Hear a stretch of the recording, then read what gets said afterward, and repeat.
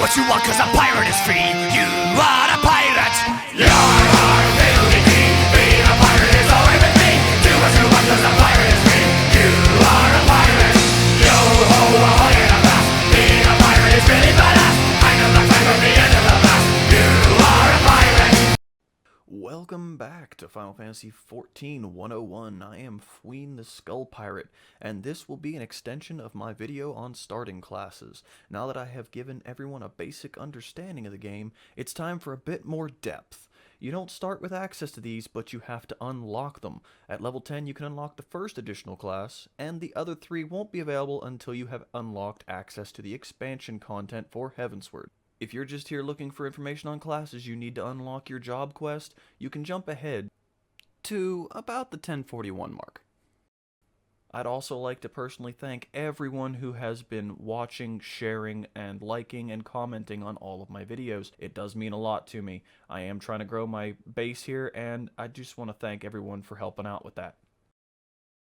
Alright, let's start with the first one you gain access to, the Rogue class, which becomes Ninja once you complete the level 30 job quest. Now, this is going to be our first DPS that you can unlock, and this one is available as of a patch that they put out. This is going to be a very quick melee class. You're going to be up close, you're going to be fighting right up in their face, and you are going to be using a lot of skills. We're going to go ahead and look at the Rogue class that you start off playing as. Now, the gameplay for Rogue, like I said, it's going to be a lot quicker in your face. It's going to be a little bit more button heavy. You're going to have to sit there and pay attention to what skills you're using and everything else. You start off just like every other class with just a few basic skills, and it gives you a chance to actually get used to the class as you're leveling up. Now, when you're playing through as a Rogue, you're going to want to be able to actually anticipate where to stand. If you're going to be up this close to your opponent, your best bet is to have been playing a pugilist up to this point.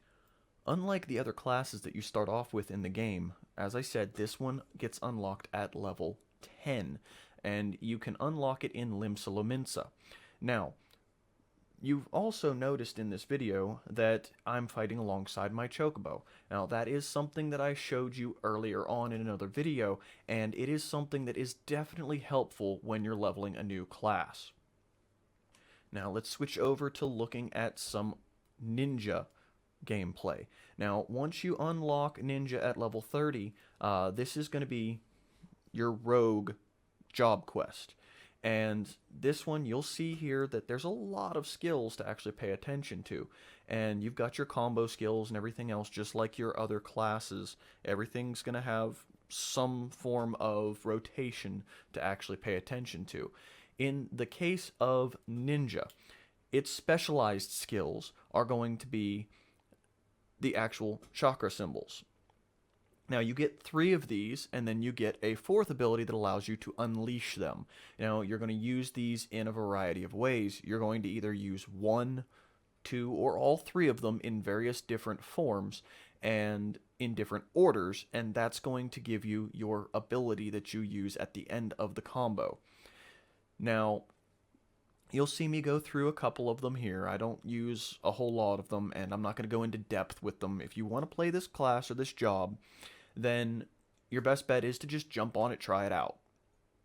Now, like I said in my previous videos, I'm not going to spoil anything for anybody. I'm not going to sit here and tell you what to play or what to do. It's all up to you. I'm just going to give you the information. What you do with it is up to you. Second, we'll be looking at the DPS class that was added with the Heavensward expansion. Now, this is going to be Machinist, which, like the other ones that are unlocked in the Heavensward content, is a standalone job that starts as level 30, with no base class or subclasses required for it. Now, on this one, you're going to be using a gun and turrets, as I show here, and you're going to be basically using your abilities in conjunction with these turrets. You can either run and gun, so to speak, and basically kite things and play solo on this class fairly easily, I might say in dungeons I have had to kite bosses whenever I pulled aggro off the tank. When you're running around as a machinist, you want to not only focus on shooting your opponents with your abilities, you also want to focus on what abilities you're using and how you're using them. Because as you get higher in levels and unlock more abilities on the machinist, you can always do a ton of DPS or very little. I have been in parties where there was two machinists, myself and another one, and I was out DPSing the other machinist crazy high numbers just because of the fact that I was using my abilities to greater effect. So this class is one that heavily relies on you being able to understand your abilities, what they do, when to use them, things like that. It's going to be something that you're going to want to actually learn what you're doing and how you're doing it, and not just going in there and blasting away. Alright, third on our list we have the Dark Knight. This is the tank class that was added with Heavensward. Now, I will say I've talked a little bit about the other tanks in my class overview video, and while Paladin is a big heavy meat shield that's pretty decent at taking a hit and pulling aggro, and the Warrior class puts out pretty high DPS as well as being a tank that pulls aggro and can take a decent hit. The Dark Knight, while a little bit squishier than Paladins in general, can pull aggro like nothing else. I have been in groups with other tanks where I've pulled aggro off of them using Dark Knight, and I wasn't even trying to pull aggro off them.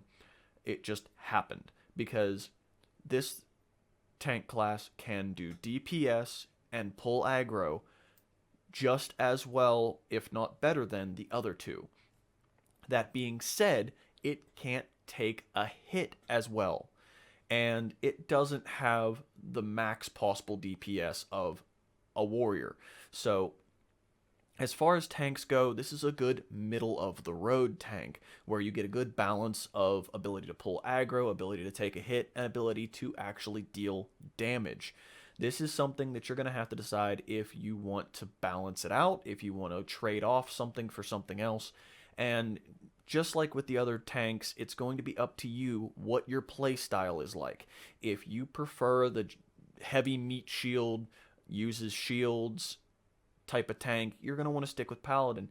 If you enjoy having the point and click, I'm going to shoot my abilities in this particular direction of the warrior, go for that. But as far as this goes, I think that the Dark Knight was a really good balance of tank, and it's one of those things that I suggest playing the other two first, and then try it out if you really want to.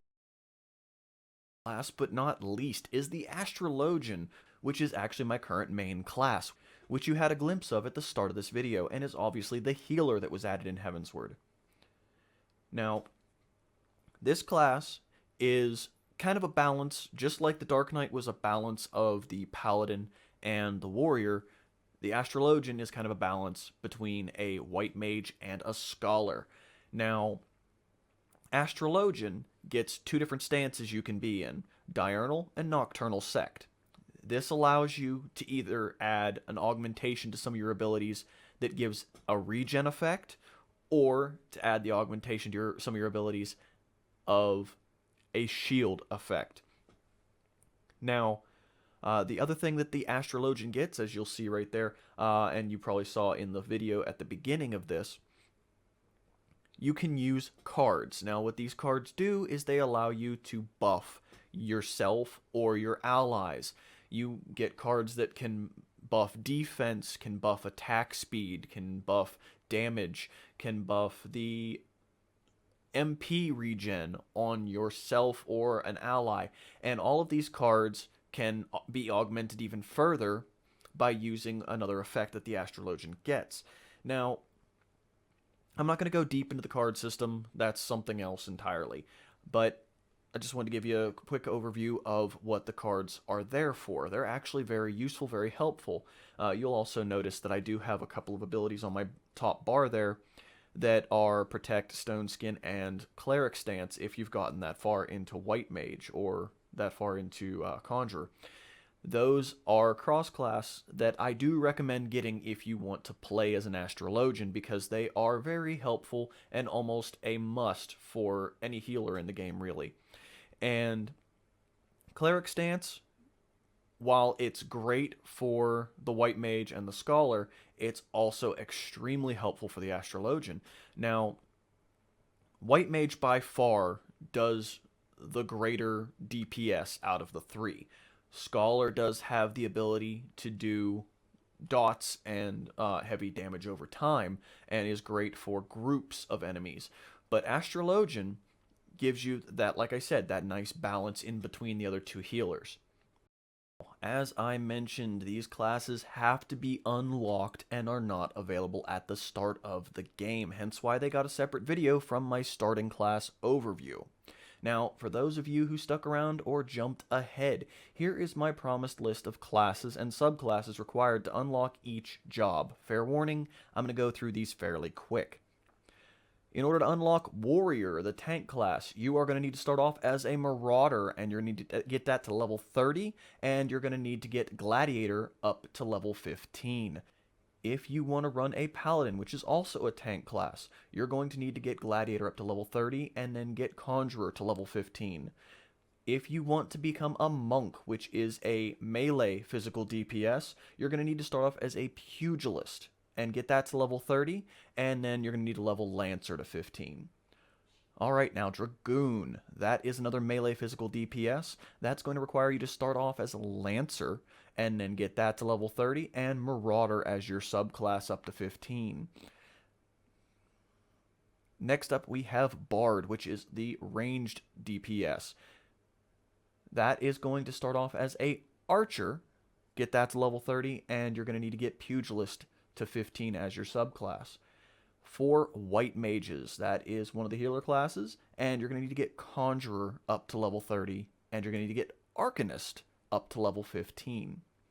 Black Mage is the ranged magical DPS, and that is going to start off as a Thaumaturge, get that to level 30, and you're going to need to, this is kind of weird, get Archer as your subclass up to 15.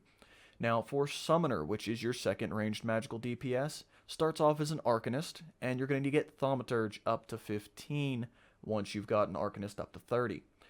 Now, Scholar is your other healer, and that is going to be Arcanist to the level 30 and Conjurer to level 15. Finally, we have the additional class that I added in this video, Ninja. That is another melee DPS, and that starts off as a Rogue, which you unlock at level 10. Get that to level 30 and get Pugilist to 15, and that'll give you your Ninja job quest. And as I stated earlier, the other three jobs, Dark Knight, Astral Ojen, and Machinist, will require that you actually get through this main story all the way up to where you unlock the Heavensward expansion, and once you've done that, you can unlock those through the quests in that area. Alright, now that's going to be all for this video. I want to thank you guys for tuning in, and I hope to see you guys on the next video. Have a good one.